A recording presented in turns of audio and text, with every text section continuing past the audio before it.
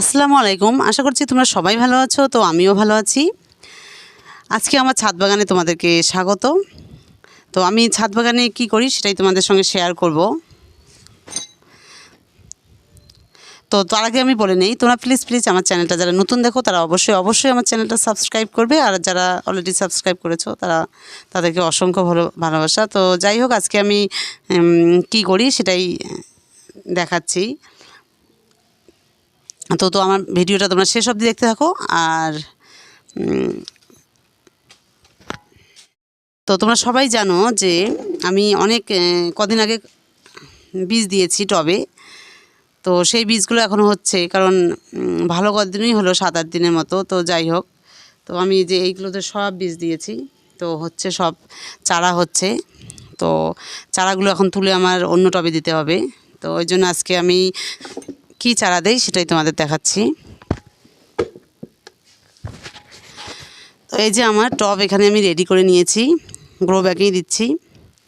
কারণ আমার ছাদে অনেক গ্রো ব্যাগ আমি বেশিরভাগই গ্রো ব্যাগে দেই, আর কিছু বেড করি। তো যাই হোক, আজকে আমি গ্রো ব্যাগেই দিয়ে দিব।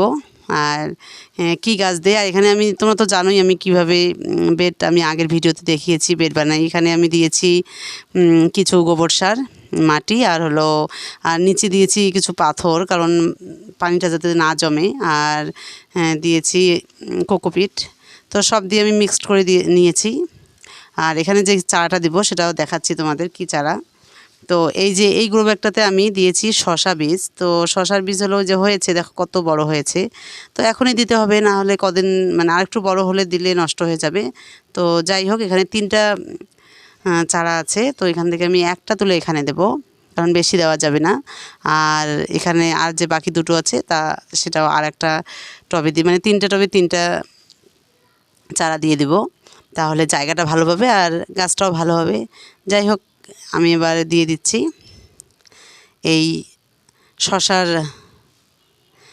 চারাটা তুলে এই টবটাতে দিয়ে দিচ্ছি। তো তোমরা আমার ভিডিওটা দেখো। তো আজকে আমি শশার চারা তুলে আমি এই টবটাতে দেবো। আর তাছাড়াও আমি আর কি চারা টবে দেই তোমাদেরকে সেটাও দেখাবো।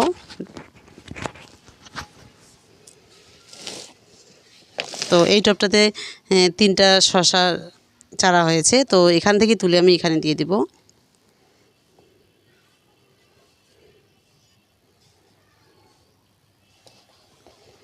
আর চারাগুলো খুব সুন্দর হয়েছে, আর এরকম চারা হলে খুবই ভালো লাগে। তো এই টবটা একটু গর্ত করে নেই আগেই।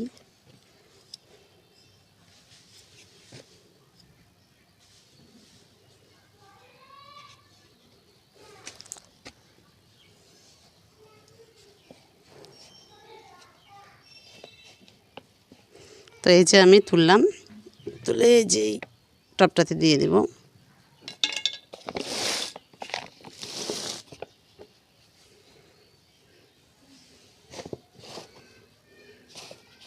তো চারপাশের মাটিটা এবার আমি ভালো করে দিলাম।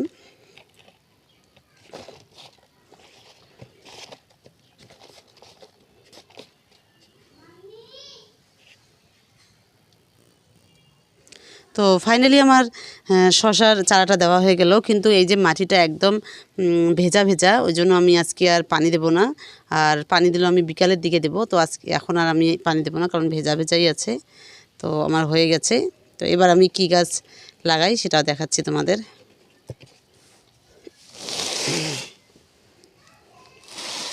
আর এখানে দুটো আছে, এই দুটো আমি একটু পরে দেব।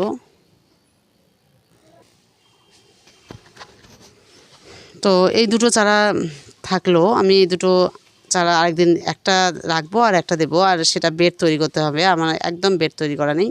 তো যাই হোক, আজকে এটা আমি রেখে দিচ্ছি। আর এখন আমি এখানে যে একটা ছোট টব নিয়েছি, এই যে ছোট্ট টব নিয়েছি, এই টবটাতে আমি কি দিব সেটাই তোমাদের দেখাচ্ছি। তো এই টবটাতে আমি আজকে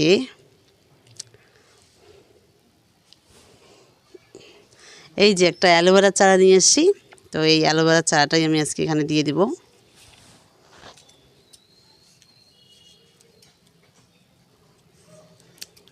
তো তো ছাদে অ্যালোভেরা না থাকলে খুবই খারাপ লাগে, কারণ অ্যালোভেরাটা একটা মানে দরকারি জিনিস। কোথাও কাটা গেলে বা চুলে দেওয়ার জন্য, স্কিনে দেওয়ার জন্য খুবই দরকার অ্যালোভেরা গাছটা। তো ওই জন্য এই চারাটা নিয়ে এসেছি। তো আমি এই টবটাতে দিয়ে দিচ্ছি আজকে।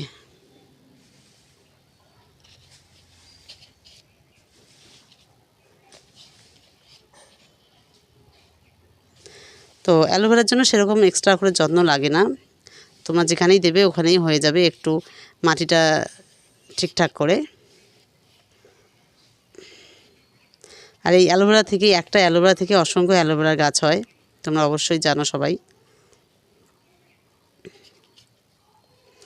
আর তোমাদেরকে আরেকটা জিনিস দেখাচ্ছি, আমি যে পুঁই শাকের গাছটা দিয়েছি, সেই পুঁই শাকের গাছটায় আজকে একটা মাচা বানাবো। তো আমি কীভাবে মাচাটা বানাই সেটাও তোমাদের দেখাচ্ছি। তো আমার অ্যালোভেরা গাছটা হয়ে গেল দেওয়া। তো এবার আমি একটা পুঁই শাকের মাচা বানাবো। আর তার আগে আমি একটা কথা বলে নেই, তোমরা প্লিজ আমার চ্যানেলটা যারা দেখো তারা অবশ্যই আমার চ্যানেলটা সাবস্ক্রাইব করবে আর লাইক করতে ভুলবে না। তো চলো আমি পুঁই শাকের মাচা কীভাবে বানাই তোমাদের দেখাচ্ছি।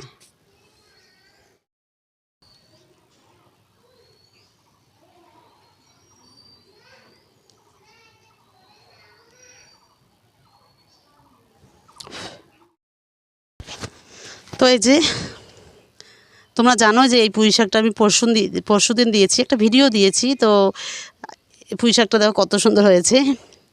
তো যাই হোক, এখানে একটু মানে ছোটো মতো একটা মাচা দেব, তাহলে পুঁই শাকটার ডালটা মেলবে। তো কিভাবে দেই তো তোমরা দেখো।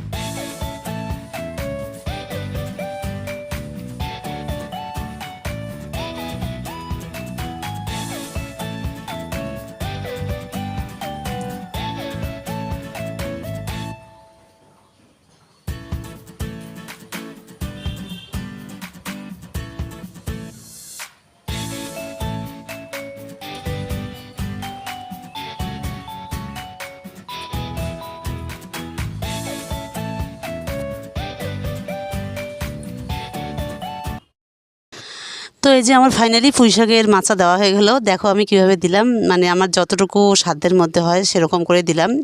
এই যে 3 সাইডে 3টা লাঠি দিয়ে দিলাম, মানে মোটা টাইপের লাঠি দিয়ে দিলাম। আর যে মোটা দড়িগুলো আছে ওই দড়িগুলো চারপাশে বেঁধে দিলাম। তাহলে এই যে পুঁই শাকের গাছটা যে আছে এর যে মানে লম্বা হয়ে যে নিচে চারিদিকে ছড়িয়ে পড়বে, ওই জন্য আমি দিয়ে দিলাম।